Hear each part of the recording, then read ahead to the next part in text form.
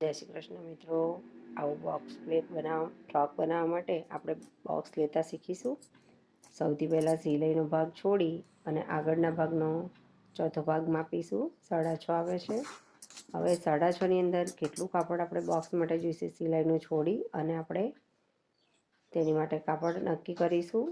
મેં અહીંયા નિશાન કરીને રાખ્યું છે. 18 ઇંચનું કાપડ જોઈએ છે 2 પ્લેટ માટે. હવે આપણે પૂરા ટોટલ ફ્રોકની અંદર 4 ભાગ થશે, તો 4 ભાગમાં કેટલું કાપડ જોઈશે તે નક્કી કરીશું. એક ભાગનું 18, બીજા ભાગનું 18, એવી રીતે આપણે 18 દુ 36 અને એવી જ રીતે આગળ પણ આપણે બધી જ જગ્યાએ 18 ઇંચે નિશાન કરી રાખીશું, જેથી આપણને ખબર પડે કે આપણે અહીંયા આટલા પ્લેટ પૂરા થાય છે.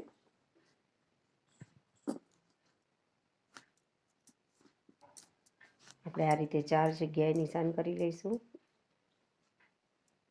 કાપડ વધારે લીધું હોય તો પણ ચાલે, પણ ઓછું ન ચાલે, જેથી આપણે એને માપ કરી લેવું. હવે આપણે પ્લેટ લઈશું. સિલાઈનું છોડી અને પહેલો પ્લેટ આપણે આવી રીતે લઈશું. કાપડને પાછળની સાઈડે જવા દઈશું. આ રીતે કાપડ પકડી અને ચેક કરવું. પછી એને ઢાંકણીથી પિનઅપ કરવું.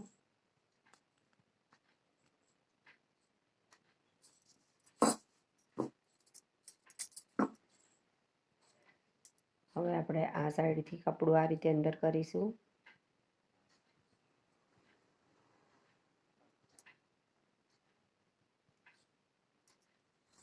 બંને પ્લેટ નીચે જોઈન્ટ થવા જોઈએ.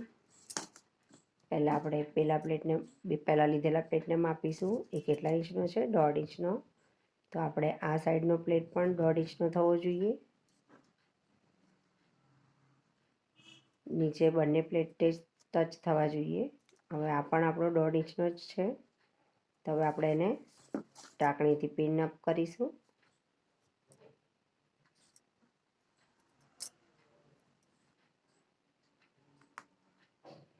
આ રીતે પિન લગાવી આપણે પ્લેટને સેટ કરીશું અને આપણો ઉપરનો પ્લેટ કેટલો થયો છે એ માપીશું. 3 ઇંચનો પ્લેટ છે આપણો, તો આપણા બધા જ પ્લેટ 3 ઇંચના થવા જોઈએ.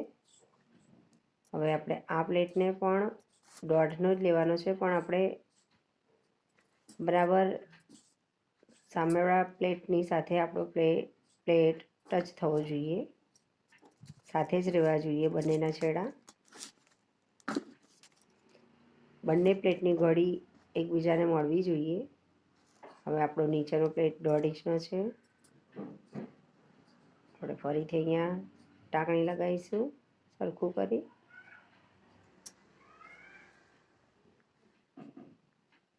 પ્લેટ થોડા પણ આગા પાછા હોય છે તો સારા નથી દેખાતા, જેથી તમારે પ્લેટ લેતી વખતે ખૂબ જ કાળજી રાખવી. દરેક જગ્યાએ આ રીતે માપ કરતા જઈશું આપણે.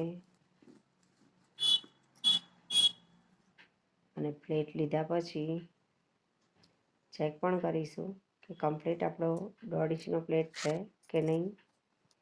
જો 1.5 ઇંચનો ન હોય તો એને ફરીથી આપણે માપી અને કપડું વધારી દેવું. આપણા 2 પ્લેટ તૈયાર થઈ ગયા છે. આ રીતે પ્લેટ તૈયાર કરી અને પછી આપણે એને કોઠાના ભાગ સાથે સિલાઈ મારીશું. આ રીતે તૈયાર કરીને પાછળથી સાઈડથી સિલાઈ કરવી. આપણે પહેલાં બધા જ પ્લેટ તૈયાર કરી દઈશું. તમે આ રીતે ટાંકણીથી બધા પ્લેટ તૈયાર કરી અને પછી પણ આપણા ફ્રોક સાથે જોઈન્ટ કરી શકો છો. જો તમને ફાવતું હોય તો ડાયરેક્ટ ફ્રોક સાથે જોઈન્ટ કરતાં પણ સિલાઈ પ્લેટ લઈ શકાય છે, પણ એમાં કોઈ વાર પ્લેટ નાના મોટા થઈ જતા હોય છે, કાપડ થોડું ઓછું વધારે થઈ જાય છે. તો આ રીતે કરવાથી વધારે સારું રહેશે.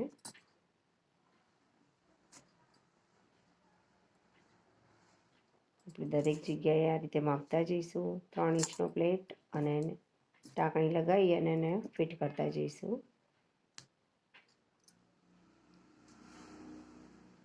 હવે આપણા બધા જ પ્લેટ આ રીતે રેડી થઈ ગયા છે. હવે આપણે એને મશીન મારીશું. ઢાંકણીને કાઢતા જઈશું અને મશીન લગાવતા જઈશું. મશીન મારતી વખતે નીચેનો પ્લેટ વળી ન જાય કે ના ઉપરનો વળી જાય એનું ધ્યાન રાખીશું.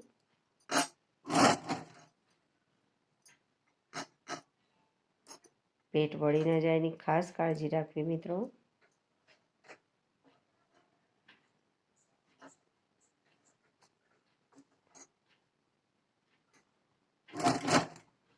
પ્લેટના સામસામેના છેડા પણ સાથે જ રહેવા જોઈએ. વળી જાય કે ખસી જાય તો પણ સારું નથી દેખાતું, જેથી આપણે એનું ધ્યાન રાખીશું સિલાઈ મારતી વખતે. આ રીતે પ્લેટ તૈયાર કરેલો નીચેનો ઘેર આપણે તૈયાર કરીએ અને પછી ફ્રોક સાથે જોઈન્ટ કરીએ તે વધારે સારું રહેશે.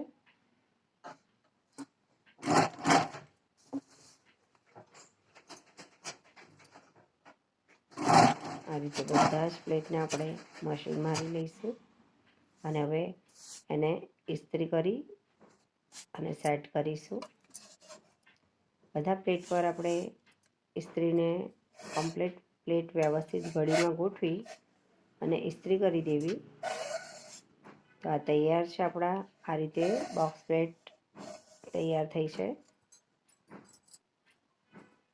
બધા જ બોક્સ પ્લેટને આપણે સારી રીતે ઇસ્ત્રી કરીશું.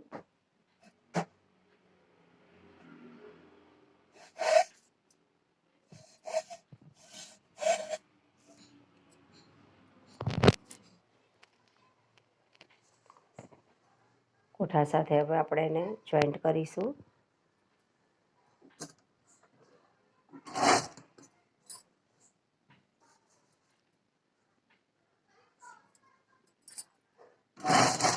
મિત્રો મેં થોડા નીચેથી ગેપ રાખેલી છે બે પ્લેટની વચ્ચે. ઉપરથી જોઈન્ટ છે પણ નીચેથી થોડી ગેપ રાખી છે. આપણી પાસે કાપડ હોય એ રીતે આપણે પ્લેટ લઈ શકીએ છીએ.